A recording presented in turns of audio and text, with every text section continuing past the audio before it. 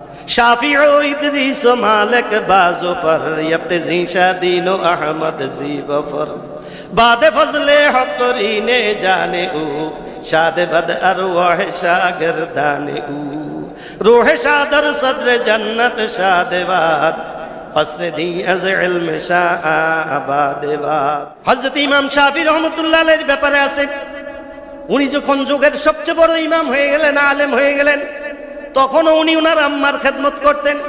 কিতাবের মধ্যে আছে প্রায় দিন বাড়িতে ঢুইকা উনি ওনার আম্মার মাথার মধ্যে তেল দিয়ে দিতেন এবং মাঝে মধ্যে পায়ের তলার মধ্যে তেল লাগাইয়ে দিতেন এবং মাথা টিপা একটু খেদমত করে দিতেন, মাঝে মধ্যে পায়ের তলার মধ্যে একটু চুমা খাইতেন।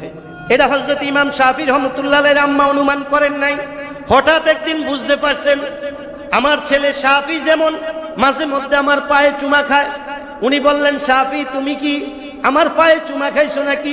হযরত ইমাম শাফি রহমতুল্লাহ আলাইহি বললেন, মা আমি আপনার পায়ে চুমা খাই না, আমি আমার জান্নাতে চুমা খাইতেছি। ওয়াকফিজ লাহুমা জানাহাজ যুল্লি মিনার রাহমাতি ওয়া কুর রাব্বিরহামহুমা কামা রব্বায়ানি সগীরা। মা বাবার লগে যে কথা কোন যাইব এটা দুইবার আইছে, এক জায়গাতে আইছে ওয়াকুল্লাহুমা কওলান কারীমা, মা বাপের সাথে এমন কথা বলো যেটা মা বাপের দয়ার নজরে আসে, মা বাপের দিলের মধ্যে ঠান্ডা হয়, দিল ঠান্ডা হয়। আরেক জায়গার মধ্যে আসে ওয়া কুর রাব্বিরহামহুমা কামা রব্বায়ানি সগীরা। নিজের মা বাপের ব্যাপারে আমি আল্লাহর কাছে বলো, ও আল্লাহ তাআলা আমার আব্বা আম্মা আমারে ছোটবেলায় যেইভাবে লালন পালন করছেন, আমার আব্বা আম্মারে আপনি এইভাবে লালন পালন করেন। এটার অর্থ কি? কিতাবের মধ্যে বিভিন্ন ধরনের ব্যাখ্যা আসছে, এর মধ্যে এটাও আসছে মা বাপ যেরকম আমাদেরকে ছোটবেলায় আমরা কোলের মধ্যে পেশাব করে দিছি, পায়খানা করে দিছি, তারপরেও আমাদেরকে কোল থেকে ফালাইয়া দেয় নাই, কোলের মধ্যে বুকে জড়াইয়া রাখছে। এটার অর্থ হইল আল্লাহ পাক শিখিয়ে দিলেন দোয়া, তোমরাও তোমাদের মা বাপের ব্যাপারে আমাকে এরকম কথা বলো যে আল্লাহ তাআলা আমার আব্বা আম্মা মানুষ হিসাবে আমার আব্বা আম্মার ভুল থাকতে পারে, কিন্তু আমার আব্বা আম্মা আমার যেরকম ছোটবেলায় এত জ্বালানের পরেও কোল থেকে ফালাইয়া দেয় না, আমার আব্বা আম্মারেও আমনে আপনার রহমতের কোল থেকে নামাইয়া দিয়ে। ঐতিহ্যবাহী জামে ইসলামী ইব্রাহিমিয়া মাদ্রাসার বাৎসরিক মাহফিলের উপস্থিত দেশ বরেণ্য ওলামায়ে কেরামগণ, দিনদার ইমানদার মুসলমান ভাইয়েরা, সকাল থেকে নিয়ে এই পর্যন্ত ওলামায়ে কেরামের জবানে অতি মূল্যবান কথা শুনতেছিলেন। আমি আপনাদের সামনে এমন একটা বিষয় দুই একটা কথা বলার চেষ্টা করব যেটা আজকাল ঘরে ঘরে একটা বড় ধরনের সমস্যা। এই সমস্যাটা কিভাবে দূর করা যায়, এটার জন্য আজকে আমার এই আলোচনা, আল্লাহ যদি তৌফিক দেয়। আমাদের দেশে বৃদ্ধাশ্রম হয়েছে, জানেন কিনা? এই বৃদ্ধাশ্রম হওয়ার পর অনেকে স্লোগান দেয় আমাদের দেশ অনেক উন্নত হয়ে গেছে, বৃদ্ধাশ্রম পর্যন্ত হয়ে গেছে। বৃদ্ধাশ্রম হওয়া এটা কিয়ামতের আলামত। যেখানে সন্তানরা পিতামাতাকে অবহেলা করে সেখানে বৃদ্ধাশ্রম হয়। বোঝা গেল আমাদের দেশের শিক্ষিত মানুষ শিক্ষার নামে জঙ্গলি হয়ে গেছে, যার কারণে মা বাপ ঘরে জায়গা পায় না, মা বাপ বৃদ্ধাশ্রমে যাইয়া থাকতে হয়। মা বাপের আইন কানুন, আল্লাহ পাক আল্লাহর ইবাদতের ব্যাপারে যেরকম আইন কানুন বলছেন, মা বাপের সাথে কি করতে হবে, মা বাপের সামনে কথা বলা যাইব কিনা, কথা বললে কি বলা যাইব কি বলা যাইব না, মা বাপের সামনে দিয়ে হাঁটা যাইব কিনা, হাঁটলে কেমনে হাঁটতে হইব, মা বাপের সামনে হাত লাড়ানো যাইব কিনা, হাত লাড়লে কেমনে লাড়তে হইব, এটির কিন্তু ডিটেলস আলোচনা কোরআন শরীফের মধ্যে আল্লাহ পাক বলছেন। সবচেয়ে বড় কথা, আমাদের প্রিয় নবী মুহাম্মদুর রাসূলুল্লাহ সাল্লাল্লাহু আলাইহি ওয়াসাল্লাম যখন মদিনা শরীফ থেকে মক্কা শরীফে আসার অনুমতি পাইলেন আল্লাহ পাকের কাছ থেকে, উনি মদিনা শরীফ আসতেছেন। সাহাবায়ে কেরাম রাদিয়াল্লাহু তাআলা আনহুম আজমাইনরা ওনার সাথে আছেন। হঠাৎ এক জায়গায় এক মরুভূমির মধ্যে আইসা নবীজি সফর সংক্ষেপ করলেন, দাঁড়াইলেন। সাহাবায়ে কেরামদের ভিড়ের মধ্যে নবীজি কোথায় যেন চলে গেলেন, তারা আর বিশ্রাম পায় না। সাহাবায়ে কেরামরা তালাশ করতেছে, হঠাৎ দেখে মরুভূমির এক কোণার মধ্যে আমাদের প্রিয় নবী দাঁড়াইয়া কাঁদতেছেন। সাহাবায়ে কেরামরা গেলেন, কিছু কিছু সাহাবায়ে কেরামরা যে সাহাবায়ে কেরামরাও ওখানে দাঁড়াইছিলেন। নবীজি ওখান থেকে একটা ভালো একটা সময় শেষ করে নবীজি আসতেছেন, সাহাবায়ে কেরামরাও আসতেছেন। আসার পর বললেন, আল্লাহর হাবিব কোথায় চলে গেছিলেন, আমাদেরকে একবারে না বইলা। নবীজি বললেন, দেখো আমি তো দুনিয়াতে আসার আগেই আমার আব্বারে দেখি নাই। আমার ছোটবেলায় আমার আম্মা ইন্তেকাল করছেন। তো মদিনা শরীফ থেকে মক্কা শরীফ যাইতেছি, এটা এমন এক জায়গা যেই জায়গার মধ্যে আমার আব্বা আম্মা শুয়ে আছেন। আমি আব্বা আম্মার সাথে একটু দেখা করতে গেছি।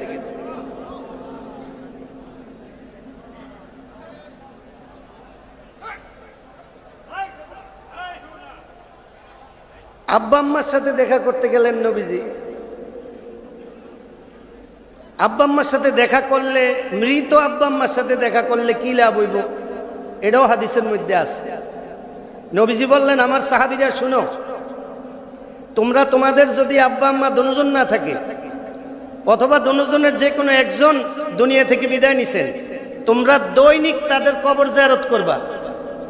দৈনিক যদি না পারো 3 দিনে, 3 দিনে যদি না পারো সপ্তাহে, সপ্তাহে যদি না পারো 15 দিনে হইলেও একবার তোমার আব্বা আম্মার কবর জিয়ারত করবা। সাহাবায়ে কেরামরা বললেন, আল্লাহর হাবিব এত গুরুত্ব দিলেন, এটাতে উপকার কি হয়? নবীজি বললেন, আমার সাহাবীরা শুনো, যদি তোমার আব্বা আম্মার কবর জিয়ারত করো দরদের দিল নিয়ে, তোমার আব্বা আম্মারটা কি হবে এটা পরে তোমার জীবনের সব গুনাহ আল্লাহ মাফ করে দেবে।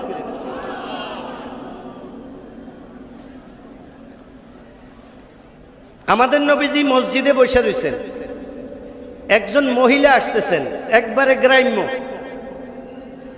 আমাদের নবীজি ওই মহিলাকে দেখে দাঁড়ায় গেছেন, একটু সামনেও গেছেন। ওই মহিলা নবীজির কাছাকাছি আসছেন। নবীজি নিজের চাদর মুবারক এইভাবে বিছিয়ে দিছেন মসজিদের বারান্দায়। ওই গ্রাম্য মহিলা দিহাতি এই চাদরের মধ্যে বসছে। নবীজি ওনার মাথা ওই মহিলার সামনে আগে দিছেন। ওই মহিলা যেন কি বললেন অনেকক্ষণ। নবীজি ওনার সাথে কি বললেন, ওই মহিলা দাঁড়ায় গেছে, নবীজিও দাঁড়ায় গেছে। এই মহিলা চলে যাইতেছে, নবীজি পিছে পিছে যায়। কিছুক্ষণ যাওয়ার পর ওই মহিলা চলে যাইতেছে, নবীজি পিছন থেকে দাঁড়ায় দেখতেছেন। যতক্ষণ ওই মহিলারে দেখা গেছে নবীজি দেখতেই ছিলেন। নবীজি আবার ফিরত আসলেন, বসলেন। সাহাবায়ে কেরামরা জিজ্ঞাসা করলেন, আল্লাহর হাবিব এই গ্রাম্য মহিলা কে, এই মহিলার এত সম্মান কেন? নবীজি বললেন, আমার সাহাবীরা, আমার আব্বা আমি মায়ের গর্ভে থাকা অবস্থায় দুনিয়া থেকে বিদায় নিছেন। আমার ছোটবেলায় আমার আম্মাও দুনিয়া থেকে বিদায় নিছেন। আমি আমার আব্বা আম্মার আদর অতটা পাই নাই। ইনি যে মহিলা তোমরা বলতেছো গ্রাম্য, এই মহিলা গ্রাম্য হোক আর যাই হোক, এই মহিলা আমার কাছে অনেক দামি। ইনি হইলেন আমার দুধমা হালিমাতুস সাদিয়া রাদিয়াল্লাহু তাআলা আনহা। আমাদের নবীজি একদিন হযরত ওমর রাদিয়াল্লাহু তাআলা আনহুকে বললেন, ওমর, একটা লোক যদি পাইয়া যাও ওই লোকের কাছে দোয়া চাই।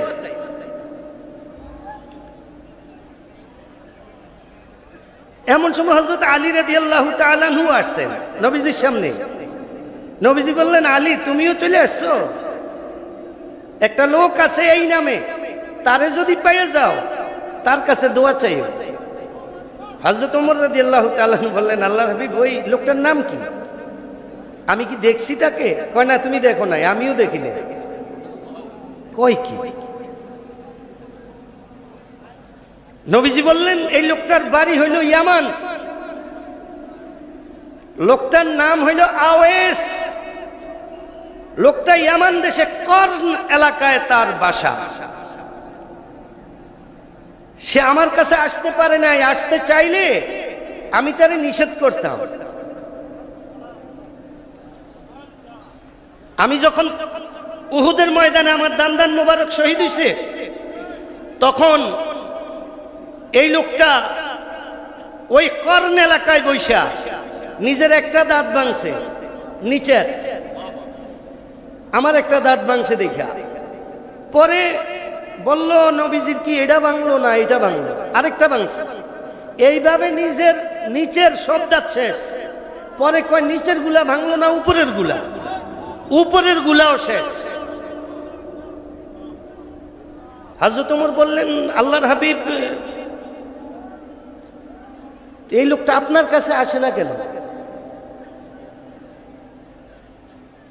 যেই কারণে আসে না এই কারণেই তো বললাম দোয়া চাইতে। আল্লাহর হাবিব, এটা কি? এটা হইল তার আব্বা নাই, তার ছোটবেলায় তার আব্বা মারা গেছে, তার বৃদ্ধ মা ঘরে আছে। যখনই সে মদিনা শরীফ আসতে চায়, আমি স্বপ্ন যুগে তার কাছে যাইয়া তারে মানা করি।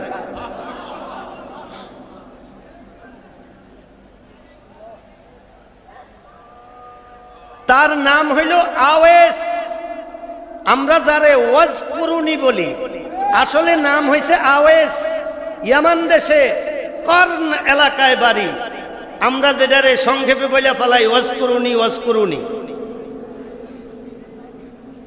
আল্লাহর হাবিব দোয়া চাইলে কি হবে? কেন দোয়া চাইতাম?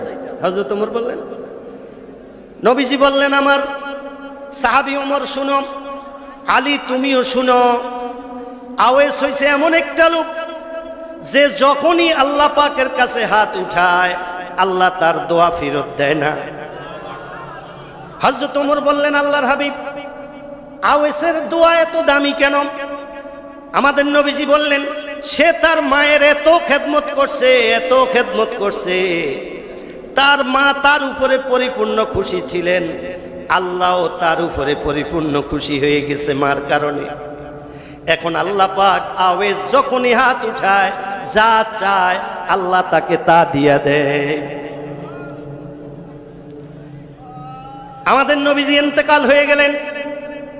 হযরত আবু বকর সিদ্দিক রাদিয়াল্লাহু তাআলা আনহু খলিফাতুল মুসলিমিন হয়ে গেলেন।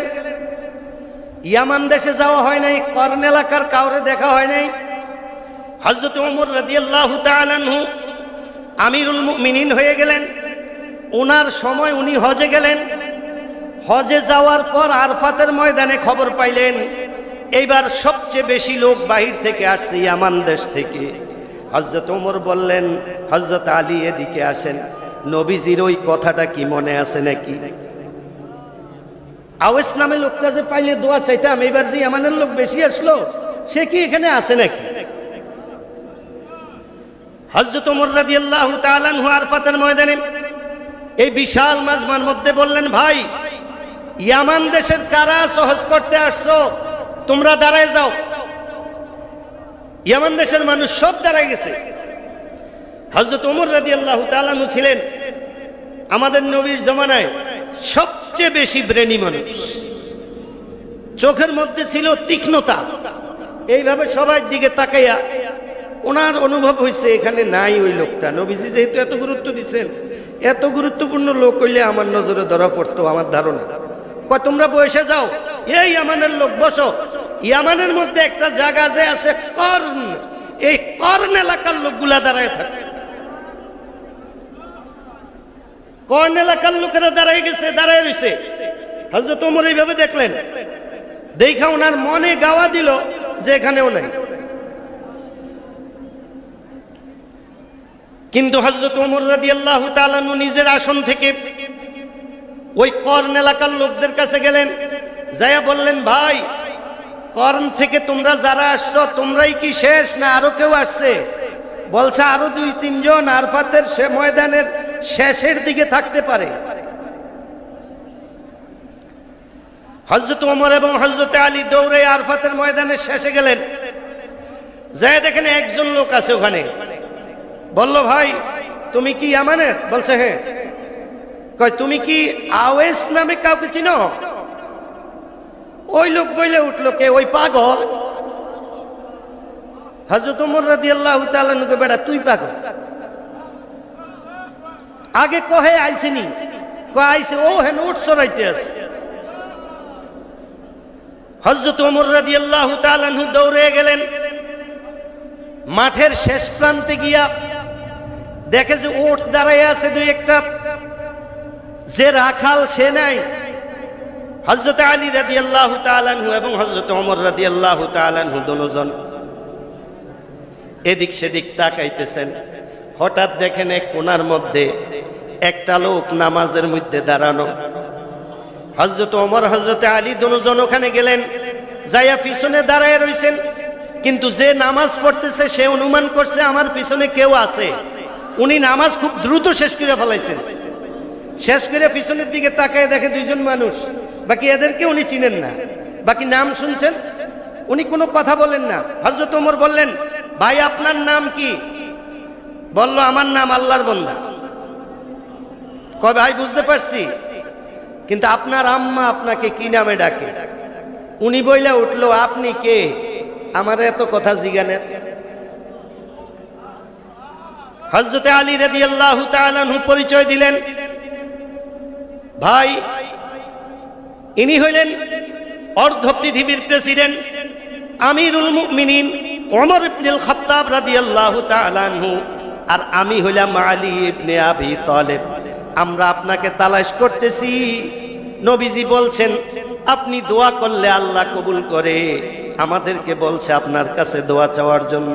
আমরা দুজন চলে আসছি, একটু হাত উঠান, আমাদের জন্য একটু দোয়া করেন। তাজা খাহি দাস তনগর দাগে হায়ে সিনারা, গাহে গাহে বাজে খাই দপ্তরে পারি নারা।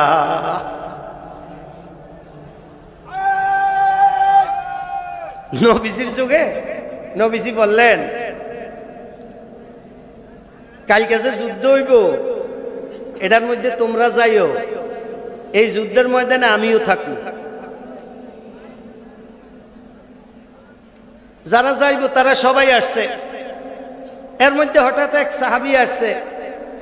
নবীজি ওনার দিকে চাইয়া দেখে একটু চেহারাটা যেমন একটু পেরেশান। কয়, কি ব্যাপার, তুমি কই যাও? আল্লাহর হাবিব যুদ্ধের ময়দানে আপনার সাথে। কয়, আমি কি তোমার চেহারাতে একটু পেরেশানি ভাব আছে এটা বুঝতে পারছি না, ভুল? বলছে, না আল্লাহর হাবিব ঠিকই বুঝছেন। কয়, কেন পেরেশানি, যাইতে চাও না? কয়, না আল্লাহর হাবিব যাইতে চাই। তো পেরেশানি কেন? আল্লাহর হাবিব, আমার তো আব্বা নাই, আমার ঘরে আমার আম্মা আছেন। তা আমি আমার আম্মারে বলছি, আম্মা আমি তো কালকে যুদ্ধের ময়দানে যাব, একটু অনুমতি দেন। ওনার আম্মা বললেন, বাবা যুদ্ধের ময়দানে গেলে তো শহীদ হয়ে যায় মানুষ অনেক সময়, তুমি মারা গেলে তো আমার আর কেউ রইল না, আমার যে একটু কষ্ট হইব তুমি যদি না যাইতা। ওই সাহাবী বললেন, আল্লাহর হাবিব আপনি এই যুদ্ধের ময়দানে উপস্থিত থাকবেন, আমি আমার আম্মাকে বুঝাইয়া বলার পর আপনার কারণে আমার আম্মা আমাকে অনুমতি দিছেন। কিন্তু আল্লাহর হাবিব সত্য কথা কি জানেন? আমি যখন বিদায় নিয়ে আম্মার কাছ থেকে আসি, আমার আম্মা আমার দিকে তাকায়া ছিলেন। আমি যখন বাড়ির বাহিরে চলে আসছি, আমার আম্মা আমার বাড়ির বাহিরে চলে আসছেন। আমাকে যতক্ষণ দেখা গেছে আমার আম্মা আমার দিকে তাকায়া ছিলেন। আমি পিছন দিকে তাকায়া কতক্ষণ পরে পরে দেখছি আমার আম্মার দুই চক্ষু থেকে পানি পড়তেছে। আল্লাহর হাবিব ওই দৃশ্যটা মনে হয়, যার কারণে চেহারাটা একটু এরকম দেখা যায়। কিন্তু যুদ্ধের ময়দানে যাওয়ার জন্য আমার কোনো আপত্তি নেই। আমাদের নবীজি বললেন, হে আমার সাহাবী শুনো, তুমি জলদি বাড়িতে চলে যাও, তুমি তোমার মায়ের খেদমত করো, আমার সাথে যুদ্ধের ময়দানে যাইতে হবে না, তুমি তোমার আম্মার খেদমত করো। আমি নবী বললাম, আমি নবীর সাথে তুমি যুদ্ধের ময়দানে যায়া যুদ্ধ করলে যেই সওয়াব হইতো, তোমার মায়ের খেদমতে আল্লাহ এই সওয়াব দিয়ে দিব।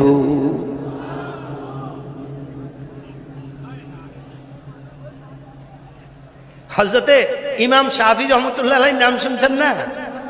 হযরতে ইমাম শাফি রহমতুল্লাহ আলাইহির আব্বা মারা গেছে অল্প বয়সে। উনি ওনার আম্মার কাছেই থাকতেন। আপনারা ইতিহাস যারা ওলামায়ে কেরাম ওনারা জানেন, আমাদের ইমামদের মধ্যে আমগো ইমামরে নিয়ে তো কোনো আলোচনা নাই। ইমাম আবু হানিফা রহমতুল্লাহ আলাইহি যুগের ধনী মানুষ ছিলেন এবং অন্যান্য ইমামরাও মালদার ছিলেন, কিন্তু হযরত ইমাম শাফি রহমতুল্লাহ আলাইহি একেবারেই গরিব ছিলেন।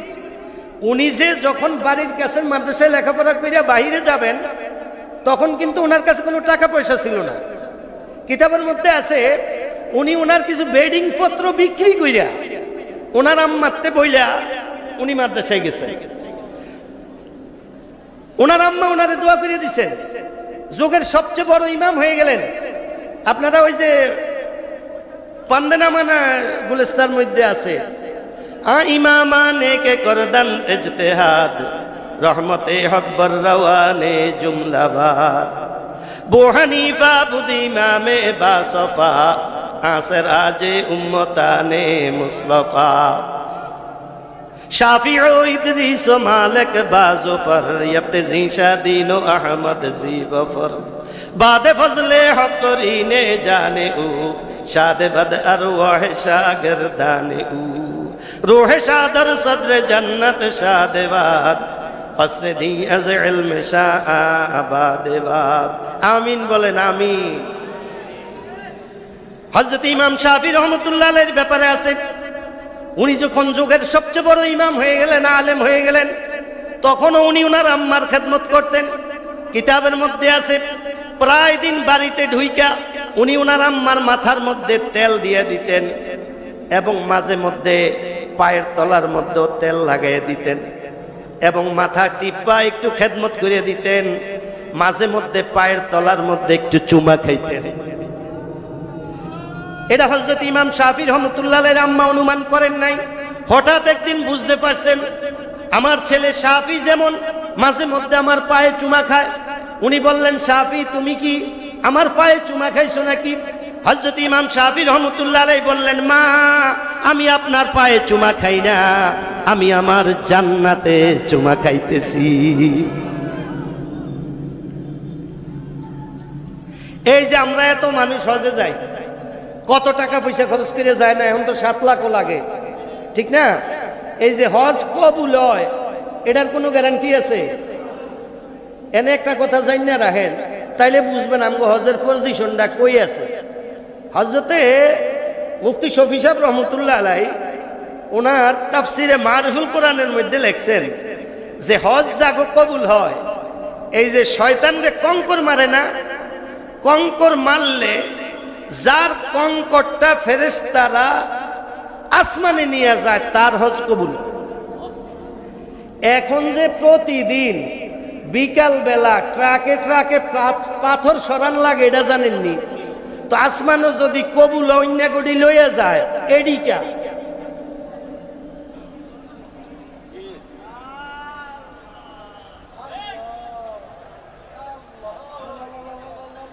কথা বুঝেন না? এডিকা একজন আমার কয়, হুজুর আমি যে 13 বার হজ করলাম অহনে দি মিশা কথাই কই, আমার কি, আমি কি জানি।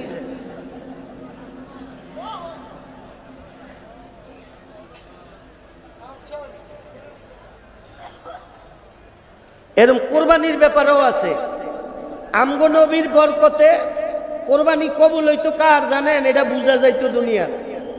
আসমানতে ফেরেশতারা আইসা মাঠের মধ্যে কোরবানি করা হইতো, সবাই কোরবানির জন্তু রাইখা দিত জীব, যারটা ফেরেশতারা আইসা আসমানে নিয়ে যাইতো তারটা কবুল হইছে, যার ডি ফেরে থাকতো এটা কারণে আমগো গ্রামের সুরাত তো হ্যাঁ শরম পাইতো। আমাদের নবীজি বললেন, আল্লাহ তাআলা আমার উম্মতের এই শরমটা দিয়েন না। আমার উম্মতের ঘুষখোরে যদি কোরবানি দেয়, সুদখোরে যদি কোরবানি দেয়, চোরে যদি দেয়, ডাকাতি যদি দেয়, দুর্নীতিবাজরাও যদি দেয়, আল্লাহ আমার উম্মতরে একটু ইজ্জতের সাথে সমাজে বাঁচিয়ে রাখেন। আমাদের নবীর এই দোয়া আল্লাহ কবুল করছেন। এই জন্য আল্লাহ পাক আমাদের কোরবানিগুলা মাঠে রাখতে বলে না, ও কান্না ও বাক কইরা কেবল খা। এটা ইজ্জত বাঁচাই দিছে কে? নবীজি আমাদের জন্য দোয়া করে ইজ্জত বাঁচাইছে। তো যাই হোক, নবীজি বললেন তোমরা তোমাদের মায়ের দিকে, তোমাদের বাপের দিকে মোহাব্বতের নজরে তাকাইও। সাহাবায়ে কেরামরা বললেন, আল্লাহর হাবিব লাভ হইব কি? নবীজি বললেন, যদি তাকাও তোমরে আল্লাহ পাক একটা কবুল হজের সওয়াব দিয়ে দিবে। এক সাহাবী বললেন, আল্লাহর হাবিব আমি যদি দুইবার তাকাই? নবীজি বললেন, দুইটা কবুল হজের সওয়াব। আরেক সাহাবী বললেন, আল্লাহর হাবিব আমি যদি তিনবার তাকাই? নবীজি বললেন, তিনটা কবুল হজের সওয়াব। বাকি শুনে রাখো, হে আমার সাহাবীরা, দৈনিক যদি তোমার আব্বা আম্মার দিকে মোহাব্বতের নজরে 100 বারও তাকাও, 100টা কবুল হজের সওয়াব আল্লাহ দিয়ে দিব।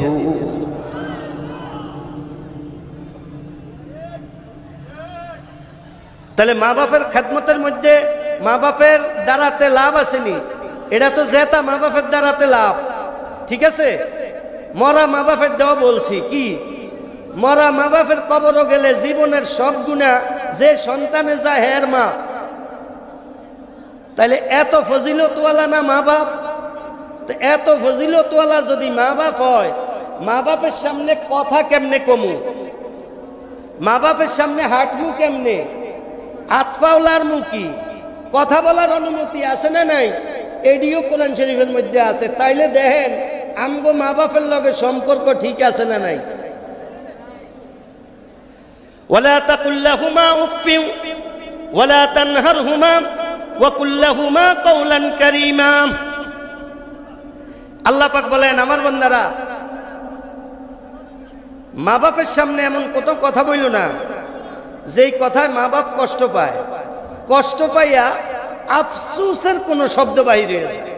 উফ, ওয়ালা তাকুল লাহুমা উফফিন, মা বাপের সামনে যাই উফ বলা নিষেধ না। অনেকে মনে করবেন উফ কইতো মানা করছে, বাকি কি কইতো কইছে, বুঝাইছে না? যে আমি তো উফ কই নাই, আল্লাহ উফে না মানা করছে। আল্লাহ পাক বলছেন কষ্ট যায় মা বাপের মনে এরকম কথা না বলার জন্য, যেটা মা বাপ আফসুস করে। আফসুসের বহু আওয়াজ আছে, এর মধ্যে একটা উফ, আহ, এরকম আওয়াজ যেন না ভাই, এরকম কথা বলল না। আচ্ছা, এরকম কথা না কইলে কথা কোন যাইব না, কথা কোন যাইব? কথা কি? ওয়া কুল লাহুমা কাওলান কারীমা। মা বাপের সামনে দয়ার কথা বলো, আরামদায়ক কথা বলো, যেই কথা দ্বারাতে মা বাপের দিলে শান্তি হয়, এরকম কথা বলো। আচ্ছা, এরকম কথা যে বললাম, খারাপটা বললাম না, ভালোটা বললাম। ভালোটা বলার পরে মা বাপের কোনো কাজে বাধা দেওয়া যাইব না, এই এনে এসে ফেস লাগে। দেখেন, মা বাপের কোনো কাজে বাধা দেওয়া যাইব না। এক বাপে 4 ফুলার, এক ফুলারে জায়গা একখানি আছে, এর মধ্যে 15 গুন্ডায় দিয়ে দেয় এক ফুলারে, আর 3 ফুলারে দেয় শুধু 5 গুন্ডা। তো কাজটা খারাপ না? এখন বাকি 3 ফুলায় মা বাপেরে এটা মানা করার অনুমতি আসেনি। আল্লাহ পাক বলেন, ওয়ালা তানহারহুমা, মা বাপের কোনো কাজে বাধা দিতে পারতেন না। মা বাপ দিলেও ঠিক আছে, না দিলেও ঠিক আছে। ওয়ালা তানহারহুমা, মানা করিও না। অনেক ফুলাবান কিন্তু তাবলিগ কইরা বড় অলি হয়ে গেছে, আইয়া প্রথমেই মা বাপের বিড়ি বন্ধ করে। মা বাপও কি সুন্দর আল্লাহর মধ্যে ভালো ভালো জিনিস খায়, বিড়ি খায়, গাঞ্জা খায়, বুঝাইছে না? তো ফুলাবাইন আবার তাবলিগ কইরা আইয়া এডি মানা করে না। ওয়ালা তানহারহুমা, মা বাপ কোনো অন্যায় কাজ করলেও বাধা দেওয়া যাইব না। হযরত ইব্রাহিম আলাইহিস সালাম কিন্তু ওনার আব্বারে বাধা দিতে চাইছিলেন। ইব্রাহিম আলাইহিস সালাম মূর্তির বিরুদ্ধে কথা কয়, ওনার আব্বা যাইয়া মূর্তি বানাইয়া বেছে। মানুষে কয়, ইব্রাহিম কি শুরু করলা, বাপে বুতে মিললা, একজনে মানা করো আরেকজনে বেছো, এটা কি? ইব্রাহিম আলাইহিস সালাম এরকম শুনতে শুনতে একদিন ওনার দিলের মধ্যে আইছে, আজকে আব্বার একটু ধর্ম, আজকে আব্বারে ধর্ম, এটি যেন আর না করে, করা কথা কইতে বাবা। আল্লাহ পাক বললেন, হে আমার পয়গম্বর ইব্রাহিম, খবরদার খবরদার, আপনার আব্বারে এটা নিষেধ করার অনুমতি আমি আপনাকে দিলাম না। উনি যা করুক করুক, এটা আমার বিরুদ্ধে করে আমি বুঝবো। উনি আপনার আব্বা, এই হিসাবে আপনি ওনাকে কোনো নিষেধ করতে পারবেন না। এটাই আল্লাহ পাক বলছেন।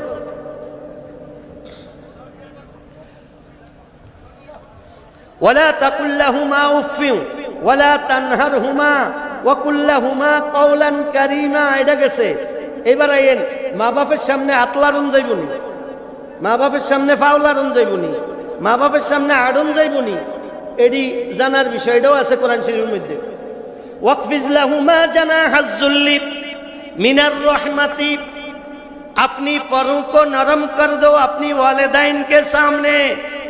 নিজের মা বাপের সামনে নিজের পাংখারে নরম করো। মানুষের আবার পাংখা কি পাখিরে না পাংখা আছে উড়াল দেয়। এই পাংখা যে আছে দেখেন, পাখির দিকে চাইলেও বুঝবেন পাখির পাংখাও যে পাংখা, পাও যে পাংখা। আল্লাহ পাক এইভাবেই বুঝাইছেন। ওয়াকফিজ লাহুমা জানাহাজ যুল্লি, আপনি পরোं को नरम कर दो, নিজের পাংখারে নরম করো মা বাপের সামনে। দেখেন এনে কিন্তু বুঝার বিষয় হইলো, তাহলে কি আমি মা বাপের সামনে হাত লড়াইয়া কথা কমু? আমি মা বাপের সামনে মা বাপের উদ্দেশ্য করিয়া হাত লড়ারের অনুমতি একেবারেই নাই। তাহলে হাত লড়ানি নিষেধ কোন জায়গায়? নিষেধ হয়েছে আমি কারোর লগে ঝগড়া করতে আসি, অথবা জোরে জোরে কথা কইতে আসি। এখানে আমার আম্মা হাজির হয়ে গেছে অথবা আমার আব্বা হাজির হয়ে গেছে। ওয়াকফিজ লাহুমা জানাহাজ যুল্লি, তোমার আম্মা যেহেতু হাজির হয়েছে, তোমার আব্বা যেহেতু হাজির হয়েছে, ওনাদের সম্মানে হাত নরম কইরা ফালাও। এখানে আর হাত লাইরা অন্যের লগে কথা কইও না। দেখেন না, আমরা এনে যদি একজনের লগে জোরে জোরে কথা কই, নাজম সাহেব জোর যদি আইয়া উড়ে, আমি কি এনে আতলারা মুয়ার যত বড় কাজ যেও আর আতলারাইতাম না, কিনলে হুজুরে পড়ছে তার।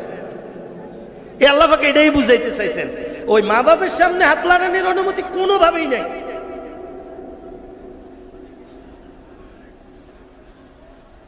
আচ্ছা, এবার আইয়ের হাত লাগানোর অনুমতি যে কোনোভাবেই নাই। মা বাপ অসুস্থ, ওষুধ দিতেন না, মা বাপেরে খাইতো। ওষুধ কি হাত দিয়ে দেওয়া লাগতো না? তাত না লাগান নিষেধ, ওষুধ দিবেন কেমনি?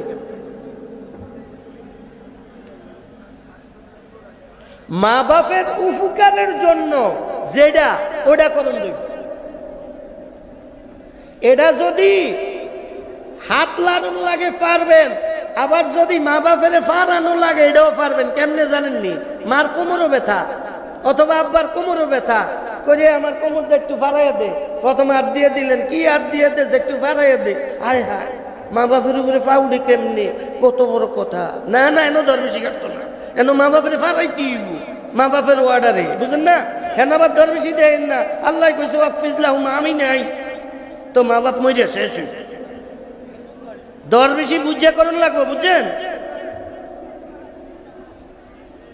কোরআন শরীফ বুঝুন লাগবো। ওয়াকফিজ লাহুমা জানাহাজ যুল্লি মিনার রহমাতি, এই যে রহমত লাগাইয়া অনুমতি দিয়ে দিচ্ছে। হাত পায়ের নরম করবা, এটা হইছে দয়ার জন্য। দয়া বুঝা গেল? দয়া যদি হয় লালন, মা বাপের উপকারের জন্য ওষুধ আগে দেওন, নজুর পানি আগে দেওন, ডিলা কুলুব আগে দেওন, এটা করণ যাইব। ওয়াকফিজ লাহুমা জানাহাজ যুল্লি মিনার রহমাতি। এবার আইন পাও, হাতের দেয় না বুঝলাম, পাও কেমনে লারে আর সারে মা বাপের সামনে? পাও লারে হয়েছে আমার আব্বা আইটা যাইতে আছে রাস্তা দিয়া, আমি ফিসে দিয়ে আইতে আছি। আমি তো কত বড় বেড়া না, আব্বারে ওভারটেক করে আমি যাইতে গিয়েছি। আল্লাহ পাক বলেন ওয়াকফিজ লাহুমা জানাহাজ যুল্লি, তোমার আব্বা যেহেতু হাসতে হাঁটতে আছে, তুমি সন্তান, তোমার পাংখা নরম করো, অর্থাৎ নিজের আব্বারে ওভারটেক করে সামনে যাইও না, তুমি দাঁড়াইয়া যাও, তার সাথে নিয়মতান্ত্রিক হাঁটো। হ্যাঁ, তোমার আব্বা যদি অনুমতি দেয় তাইলে তুমি যাও, সমস্যা নাই। বুঝাইছে? অনুমতি নিয়ে সামনে গেলে কি লাভ হইব? অনুমতি নিয়ে সামনে গেলে হইব আমার আব্বা পিছনে থাইকা বলবে না, আল্লাহ তাআলা আমার সন্তান আমার এত ইজ্জত দিল, আপনিও আমার সন্তানরে ইজ্জতওয়ালা বানায় দিয়েন। আমরা নতুন নতুন হুন্ডা কিনলাম, আব্বা রাস্তা খাড়ায় রয়েছে অথবা আড়ে, আব্বার সামনে যাইয়া ফু ফু কইয়া হুন্ডা লয়ে যাইতে গিয়েছি। ওয়াকফিজলাহুমা জানাহাজ্জুল্লি, এটা হারাম, এটা জায়েজ নাই। তোমার আব্বা বেয়াদব কইব তোমারে যে কত বড় বেয়াদব, বুঝেছেন? দেখেন না, আমরা যদি গাড়ি লইয়াও যাই, মা বাপ সামনে পড়লে আর গাড়ি চলেনি, গাড়ি একবারে স্লো হয়ে যায়। কেন? তখন মা বাপে কয় থামলি কা, জাগিয়া। এই তখন আমি গেলাম, অনুমতিও পাইলাম, পিছনে আমার আব্বা বৈশা, আমার আম্মা বৈশা দোয়া করবেন, আয় আল্লাহ তাআলা আমার সন্তান আজকে আমার যে ইজ্জত দিল, আল্লাহ আমার দিল ঠান্ডা হয়ে গেছে, আমার সন্তানের আপনি একটু ইজ্জতওয়ালা বানায় দিয়েন। বুঝাইছে? বাইজিদ বোস্তামির নাম শুনছেন না? নামটা শুনলে ভালো লাগে না খারাপ লাগে বলেন তো? কেন, আপনাকে কি আত্মীয় স্বজন নেই? এইটাও একটা মার কথা এখানে আছে, কিতাবের মধ্যে ওনার ইতিহাস এইভাবে আছে। উনি রাতের বেলা ঘুম থেকে উঠা হঠাৎ বললেন, বাইজিদ আমার একটু পানি পান করতে হবে। বাইজিদ তখন ছোট, বুঝ কম। বাইজিদ পানি নিয়ে আসছে, আইসা দেখে আম্মা ঘুমিয়ে গেছে। উনি পানি নিয়ে দাঁড়ায় রয়েছে, চইলে যায় না এই খেয়ালে যে আম্মা যদি আবার উচ্চা চায়, আমি যদি দিতে দেরি হয় আম্মার কষ্ট হইব, এই খেয়ালে যায় না। আবার আম্মারে জাগায়ও না যে মাত্র আম্মার ঘুম দেওয়া শুরু হয়েছে, এমন জাগাইলে আম্মার ঘুমের ক্ষতি হইব। কিতাবের মধ্যে আছে বাইজিদ বুস্তামির আম্মা ঘুম থেকে উঠলেন শেষ রাত্রে, উঠা দেখেন বাইজিদ মাথার কাছে দাঁড়ায় রয়েছে এক গ্লাস পানি হাতে। বাইজিদের আম্মা বললেন, বাইজিদ এখানে কেন তুমি? বাইজিদ বললেন, আম্মা আপনি তো আমার কাছে পানি চাইছিলেন, বলছে তো এটা বহু আগের কথা। বাইজিদ বললেন, আম্মা আপনি যে পানি চাইছিলেন আমি পানি তখনই নিয়ে আসছি, আইসা দেখি আপনি ঘুমিয়ে গেছেন, আপনারে ঘুম থেকে আমি জাগাই না, আপনার ঘুমের ক্ষতি হইব দেখা আর আমি চইলাও যাই না, আবার যদি চাইলে দিতে দেরি হয় আপনার কষ্ট হবে। কিতাবের মধ্যে আছে বাইজিদের আম্মা বাইজিদের ডাইকা সামনে আনলেন, বাইজিদের মাথার উপরে হাত বুলিয়ে দিলেন, ওযু করলেন, 2 রাকাত নামাজ পড়লেন, আল্লাহর কাছে হাত উঠাইলেন, আয় আল্লাহ তাআলা কত মানুষকে কত কিছু আপনি দিলেন মা বাপের দোয়ায়, আল্লাহ আমি আপনার কাছে দোয়া করতেছি আমার বাইজিদকে আপনি সুলতানুল আরিফিন বানায় দিন।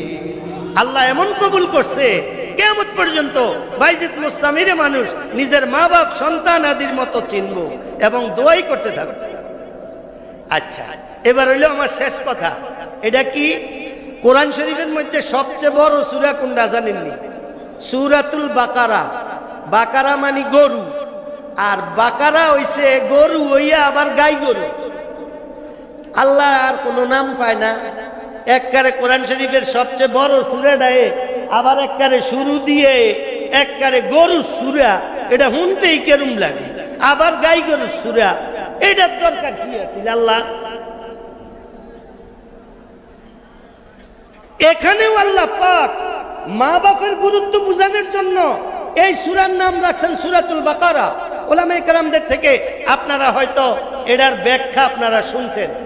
আমি একটা বড় কথাই বলি, গর্ব মনে করেন না, আমি এই সূরাতুল বাকারার এই সূরার তাফসীর করছি 12 বছর, এরপরেও আরো 4 রুকু বাকি আছিল, এরপরে আর ব্যস্ততার কারণে সময় পাই না, তখন এই তাফসীর বাদ দিয়ে দিছি। আমি দূর আল্লাহ দূর বহু তাফসীরের কিতাব আছে, সেটি দেখে বুঝি। এটার ঘটনা হইল বনি ইসরাইলের মধ্যে মুসা আলাইহিস সালামের যুগে বনি ইসরাইলের মধ্যে একটা মানুষ মারা গেল, কে যেন মাইরা ফেলাইছে। তো মুসা আলাইহিস সালামের উম্মতটা ছিল বেফাতাইরা, তারা বৈঠক করলো যে মুসাই যেহেতু নবী দাবি করে, নিশ্চয়ই মুসার লগে আল্লাহর লগে একটা সম্পর্ক আছে। মুসারে যাইয়া কমু তোমারে তো নবী হিসাবে মানি না, এবার একটা সুযোগ আইছে, তুমি যদি আমগো এই লোকটার খুনিরে বাইর করে দিতে পারো তাইলে তোমার নবী হিসাবে মানব। নেতারা কইল যা মুসার কাছে যা, মুসা তো বড় বড় কথা কয় নবী বলে, তো মুসারে কইতো। আইয়া লোকেরা কয় মুসা তোমার তো নবী মানার একটা সুযোগ হয়েছে। মুসা আলাইহিস সালাম কয় কি হয়েছে? কামগারটা লোক মেরে গেছে, তুমি যেহেতু নবী আল্লাহর লগে তো তোমার কথা টথা হয়, এই লোকটারে মারছে কি এটা একটু কইয়া দাও, তোমার নবী মানবে। মুসা আলাইহিস সালাম কয় আল্লাহ একটা সুযোগ আইছে, এটির তো কথা উনাইতেই পারি না, একটা সুযোগ আইছে আপনি একটু কইয়া দেন না কে মারছে। আল্লাহ পাক কয় মুসা তোমার উম্মত করে বনি ইসরাইলকে কইয়া দাও তারা যেন একটা গরু জবাই কইরা গরুর লেজ দিয়া মরাডারে একটা মরা মানুষটারে বাড়ি দেয়, বাড়ি দিলে আমি আল্লাহর হুকুমে মরায় জেতা হয়ে যাবে, জেতা হইয়া কে মারছে তার নাম তার মা বাপের নাম সহ কইয়া হ্যাঁ আবার মরে যাবে। বনি ইসরাইলের লোকেরা আইসে এলাকাত আওয়ার পরে নেতা করে কয় মুসার কাছে গেছি, মুসা আল্লাহর লগে কথা কইছে, আল্লাহ কইছে গরু জবাই করিয়া গরুর লেজ দিয়া বাড়ি দিত। নেতারা তো সব সময় জানে কোন মার্ডার কে করে, এটা জানেন না? আমগো দেশেও কিন্তু এটা আছে, অনেকে মনে করে এখনই বুঝি, এটি আগের থেকে হয়ে আইছে। নেতারাই মানুষ মারে, নেতারাই সন্ধি করে মানুষ মারে, নেতারাই গুম করে, নেতারাই সব অপকর্ম করে, আবার এটা অন্যের উপরে চাপাইয়া দেওয়ার চেষ্টা করে। নেতারা ইচ্ছা করলে সব খুনিরে বাহির করা তাদের দ্বারা তো এটা সম্ভব। এটা মুসা আলাইহিস সালামের যুগেও এটার প্রমাণ ছিল। মুসা আলাইহিস সালামের উম্মতেরা আসছে বলছে যে গরু জবাই করতে কইছে। নেতারা কয় হ্যাঁ রে মুসাই তো কইয়া লাইছে, এখন তো একটা বিপদ। আসলেই তো এটা তাহলে ওই মুসাই যেহেতু কইয়া লাইছে ইনশাআল্লাহর লগে কথা কইছে, তো এটা তো বাইরে যাইব, তাহলে এখন কি করণ যায়? এক নেতা আরেক নেতারে কয় এখন কি করণ যায়? করণ যায় হইল এটা ফেস লাগে কেবল লিঙ্গার কথালে কেমনে করণ যাইব? নেতারা বুদ্ধি করছে, কয় কইয়া দে যাইয়া মুসারে জিগাইতো, মুসা গরুর কথা যে কইলা, গরু তো বেড়াও আছে বেডিও আছে, অর্থাৎ গাইও আছে সারও আছে, তো এটা কোনটা? কোন গরু একটা ওইলি তো হইছিল, নিজে গোফেস নিজেরা লাগায়। পরে মুসা আলাইহিস সালামের কাছে আবার আইছে উম্মতে, আয়া কয় মুসা গরু যে কইছো গরু তো দুই জাত, গাই আর সার, তো এইটা কোনটা? এটা যে কইলা না।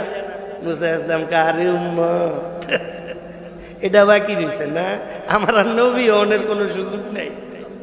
আল্লাহ রে মুসা আলাইহিস সালাম কয় আল্লাহ বুঝেন তো আমার উম্মতটি সম্পর্কে, আল্লাহ একটু কইয়া দেন না এটা বেড়া না বেড়ি, গাই গাই না সার, এটা একটু কইয়া দেন। আল্লাহ কয় কইয়া দাও এটা গাই গরু। তাবার উম্মত আইছে নেতা ও গেছে, আইয়া কয় মুসাই কইয়া দিছে এটা আল্লাহ কইছে এটা গাই গরু। নেতারা গাড়ি দূর কি করা, আবার বৈঠক বসে, বৈঠক বইয়া কয় এখন কি করা যায় রে, কারেকটা সুতা বাইর কর, কেমনি ডাইরেক্ট বল। আমাদের দেশে সাগর রুনি হত্যা হয়েছে না, আজকে প্রায় 11 বছর হয়ে গেছে, এটার কোনো কুল কিনারা হয়েছে? এত খুনি বাইর হয়, হেগোটা বাইর হয় না কা, কারণ এটার মধ্যে খুনের মধ্যে নেতারা জড়িত। এই মুসা আলাইহিস সালামের যুগের ঘটনা এটি, কিন্তু নেতারা বইছে তখন কি করা যায়? কারে গাই গরু যে কইছে, গাই গরু তো দুই ধরনের হয়, একটা হইছে গাই গরু দিয়ে আল চাষ করে, আরেকটা হইছে মানুষে শুধু দুধের লেগা ফালে, এটা কোনটা? এটা জিগাইবা না। আবার উন্মতে গেছে যাই কয় মুসা এটা কি শুধু দুধ খাওয়ানোর লেগা গাই না এটা দিয়ে আল চাষও করে? মুসা আলাইহিস সালাম আরে উম্মত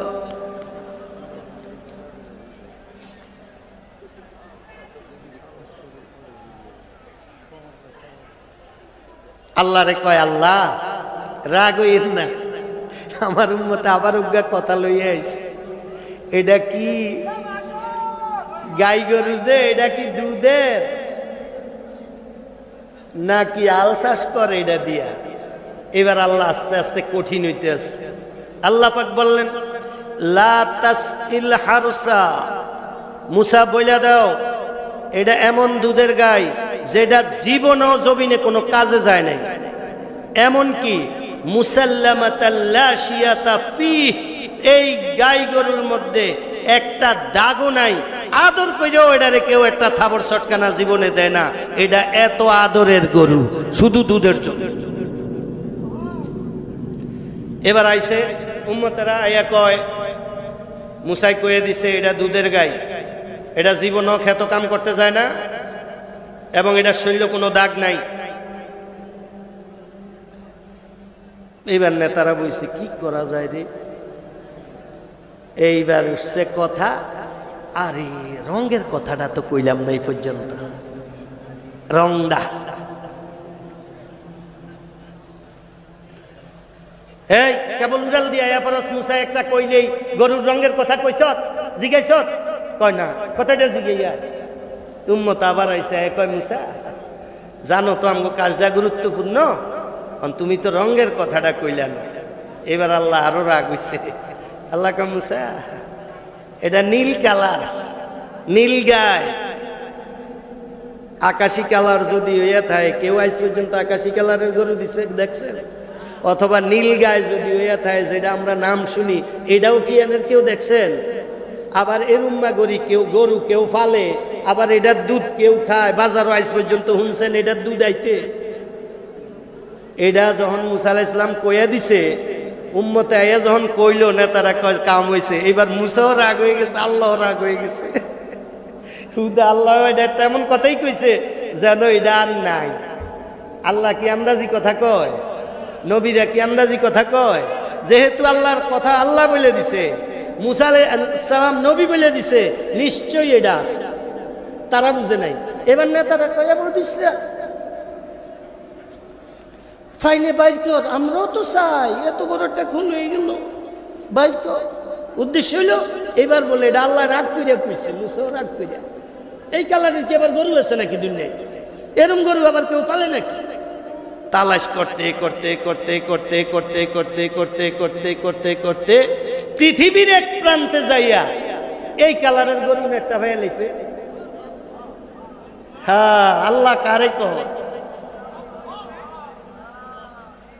বেড়ারা যাইয়া গরুর দরিদ্রে লাইছে। যেমন এরম ভাবে এটা যেমন হ্যাগই গরু, ওই হেই পোলা যে গরুটা ফালে কয় কি ভাই, বাবা এই গরুটা আম করে দিয়ে দাও। কয় কেমনে? আমরা এটা কিনতাম। কত?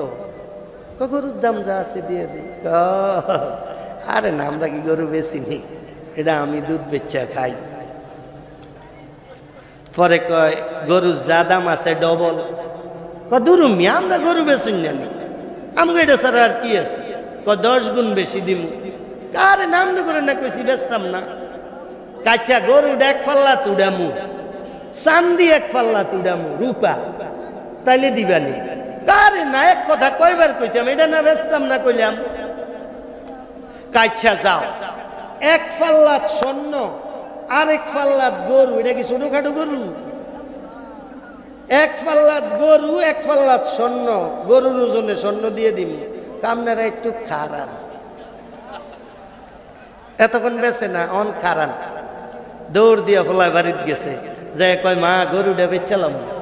কারে কি কর? গরুটার দুধ বেচছে তো তোর আর আমার সংসার চলে, তুই গরু বেচা লাইলে সামনে কি কাম করবি? কয় মা একটা খবর আছে, গরুর দামটা বেশি। কয় কত? কয় মা এক পাল্লাত গরু আরেক পাল্লাত স্বর্ণ।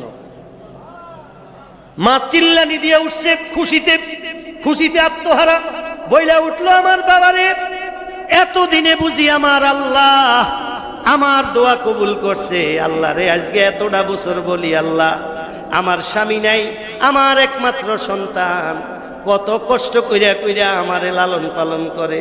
আল্লাহ আপনার কাছে তো অভাব নাই, দুনিয়াতে কত মানুষে কত টাকা পয়সা দিলেন। আল্লাহ আমার ছেলেটারে যদি আপনি কিছু দিতেন, ও আমার ছেলে যাইয়া গরু বিক্রি করো, আল্লাহ আমার মনে হয় সেই দোয়া কবুল করছে। এই টাকা আইনা ওই ছেলে ওই এলাকার সবচেয়ে বড় ধনী মানুষ হয়ে গেছে। এটা কার দোয়া? ওয়াকফিজ লাহুমা জানাহাজ যুল্লি মিনার রাহমাতি ওয়া কুর রাব্বিরহামহুমা কামা রব্বায়ানি সগীরা। মা বাপের লগে যে কথা কোন যাইব, এটা দুইবার আইছে। এক জায়গা তাইছে ওয়াকুল্লাহুমা কওলান কারীমা, মা বাপের সাথে এমন কথা বলো যেটা মা বাপের দয়ার নজরে আসে, মা বাপের দিলের মধ্যে ঠান্ডা হয়, দিল ঠান্ডা হয়।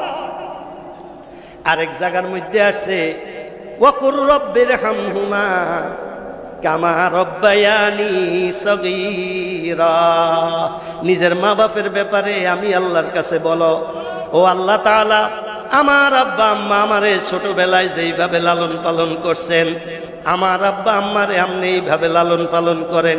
এটার অর্থ কি?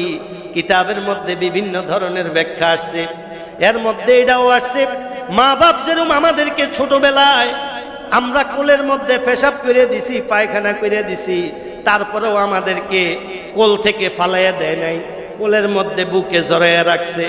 এটার অর্থ হইল আল্লাহ পাক শিখিয়ে দিলেন দোয়া, তোমরাও তোমাদের মা বাপের ব্যাপারে আমাকে এরকম কথা বলো যে আল্লাহ তাআলা আমার আব্বা আম্মা মানুষ হিসাবে আমার আব্বা আম্মার ভুল থাকতে পারে, কিন্তু আমার আব্বা আম্মা আমার যেরকম ছোটবেলায় এত জ্বালানের পরেও কোল থেকে ফালাইয়া দেয় না, আমার আব্বা আম্মারেও আমনে আপনার রহমতের কোল থেকে নামাইয়া দিয়েন না। রব্বিরহামহুমা কামা রব্বায়ানি সগীরা, এনে একটা মাসআলা আছে শুনেন। এই যে রব্বিরহামহুমা কামা রব্বায়ানি সগীরা হুজুরে কয়, আর আমরা কেবল আমিন আমিন করি। আমরা আমিন আমিন করলে লাভ হইতো না। রব্বিরহামহুমা কামা রব্বায়ানি সগীরা হুজুরের দোয়া করছে। হুজুরে যখন পড়বো এটা লগে লগে আপনারাও পড়বেন, তাইলে না আপনারটা হইল এটা একজনের কথা। আল্লাহ আমার আব্বা আম্মা, আপনার আব্বা আম্মা কি আমার আব্বা আম্মা? তা আপনারটা কইব কে? তাই বল একসাথে কোন রব্বিরহামহুমা কামা রব্বায়ানি সগীরা, রব্বিরহামহুমা কামা রব্বায়ানি সগীরা। তাইলে কি হইল? আল্লাহ পাক কোরআন শরীফের মধ্যে এত বড় সূরার নাম গরুর সূরা রাইখা কার গুরুত্ব বুঝাইছে? মা বাবার গুরুত্ব বুঝাইছে। মা বাবার গুরুত্ব না। এইবার আসেন, আমগো এই স্টেজে একজন হুজুর বয়ান করত, মা বাপ কি জিনিস এটা বুঝনের লেগে কইতে আছি। আশরাফ আলী সাহেব রহমতুল্লাহ আলাই, কুমিল্লার শেখুল হাদিস আশরাফ আলী সাহেব রহমতুল্লাহ আলাই, উনি এই আমাদের এই ওইখানে স্টেজ যা ছিল উনি বয়ান করতেছিলেন। উনি সবসময় নবীজির ইতিহাস বলতেন, কিন্তু ওদিন কি জন্য যেন উনি মা বাপের গুরুত্ব বুঝাইতে যাইয়া ওনার নিজের একটা ঘটনা বলছে যে আমি ছোট থাকতে আমার আব্বা মারা গেছে। আশরাফ আলী সাহেবের কথা বলতেছে, আমি ছোট থাকতে আমার আব্বা মারা গেছে। আমার আম্মা আমার মহব্বতে, আমার আম্মা অল্প বয়স হওয়া সত্ত্বেও আমার মহব্বতে আর অন্য জায়গায় বিবাহ বসেন নাই। তো আমার আম্মা, আমি যতদিন বরুড়া মাদ্রাসায় পড়ছি, আমার আম্মা এক রাত্রেও আমারে সারা ঘুমায় না। আমি আসতাম, আসলে আমি আর আমার আম্মা এক খাটে এক চকিতে ঘুমাইতাম। তো যখন আমার বাংলাদেশের পড়া শেষ, আমি আমার আম্মারে কইলাম, আম্মা আমার তো বাংলাদেশের পড়া শেষ, আমার মনে চায় আমি একটু পাকিস্তানে যেয়ে লেখাপড়া করতাম। ওনার আম্মা তাৎক্ষণিক বলে অনুমতি দিয়ে দিছে, কয় ওখানে যাইবা পড়তে, যাও অনুমতি আছে, যাও যাও যাও পড়ো। গেছে। 2 বছর পরে উনি বাড়িতে আসছে। বাড়িতে আসার পর উনি আর ওনার আম্মা একসাথে খানা খাইতে বসছে। খানা খাওয়ার চলে একবার আশরাফ আলী সাহেব রহমতুল্লাহ আলাইহি বলে বলাইলেন, আম্মা আমারে সারা এক রাত্র আপনি ঘুমাইতে পারেন না। এই মানুষটা, আমি যে 2 বছর পাকিস্তান ছিলাম তখন আপনি 2 বছর ঘুমাইছেন কেন? হযরত আশরাফ আলী সাহেব রহমতুল্লাহ আলাইহি বলেন, আমি আমার আম্মাকে এই কথা বলার সাথে সাথে আমার আম্মার 2 চক্ষু দিয়া স্রোতে পানি পড়া শুরু হইল। আমি ভাবলাম আমার আম্মাকে আমি কি কোনো ভুল কিছু বইলা ফেলাইলাম নাকি। আমি খুব লজ্জিত হয়ে গেলাম। আমি আমার আম্মার কাছে মাপ চাইতে থাকলাম। এক পর্যায়ে আমার আম্মা শান্ত হইলেন। আমি বললাম, আমার আম্মা, আমারে আপনি আল্লাহর ওয়াস্তে মাফ করে দিয়েন। আশরাফ আলী সাহেব রহমতুল্লাহ আলাইহি বলেন, আমার আম্মা আমাকে বললেন, আরে আশরাফ আলী, তোমার কথায় আমি কোনো কষ্ট পাই না। তোমার কথায়, তোমার অনুপস্থিতিতে আমার কি কষ্ট হয়েছে এটা মনে হয়ে গেছে। আশরাফ আলী, তুমি যখন চলে গেলা পাকিস্তানে, আমি রাতের বেলা বিছানায় আসছি শুইতে, আমার ঘুম আসে না। আমি একবার এই রুমে যাই, আরেকবার আরেক রুমে যাই, আমি শুইতেই পারি না। হঠাৎ তোমার একটা গেঞ্জি পাইলাম বেড়ার মধ্যে, ওই গেঞ্জিটা গায়ে দিয়া এই দীর্ঘ 2 বছর বিছানাতে শুইছি। রব্বির হামহুমা কামা রব্বায়ানি সগীরা। এইবার আসেন আমগো মধ্যে আমার কাকা মোবারক করিম সাহেব রহমতুল্লাহ আলাই, ওনারে আপনারা দাওয়াত দিতেন। কাকা দাওয়াতের মধ্যে আপনারা নিতে আইতেন, আপনারা খেয়াল করছেন কিনা জানি না, জীবনের বড় একটা সময় হুট করে বাড়ির যেত, আপনি করে কইছে দাঁড়ান আইতে আছে, বাড়ির যাইতো, বাড়িতে আইয়া হুট করে কইতো আপনারা যান, আমার একটু সমস্যা, যাইতাম না, মানুষ যাইতো গিয়ে। এটা আমগো সামনে বছরকে বছর দেখছি। কাকা যাবেন না? হ যাবো। যাবি? হ। তো কাকা বাইর যেত, আইয়া কয় কাকা যাইতাম না রে। তো এটা আমরা মার্ক করলাম, কি রে কাকা বাইর যায় কি লেগে, দাওয়া তো যাওয়ার আগে দিয়া, আবার আইয়া মানা করে, আবার যায়ও, মানা করে কি লেগে, আবার যায়ও কি লেগে। তখন আমার দাদি জীবিত আছিলেন, ওনার আম্মা। আমার দাদি অন্ধ মানুষ ছিলেন, জীবনের শেষ বয়সে উনি অন্ধ হয়ে গেছিলেন। কাকায় বাড়ির যাইতো, যাইয়া বুয়ের পায়ের মধ্যে ধরে রাখতো, ধরে কইতো মা আমি একটু দাওয়াতে যাই। তো বুয়ে যদি কইয়া ফেলাইতো মোবারক আজকে না গেলে হয় না, শেষ। কাছারি তাইয়া আপনারা যান, আজকে আমার একটু সমস্যা।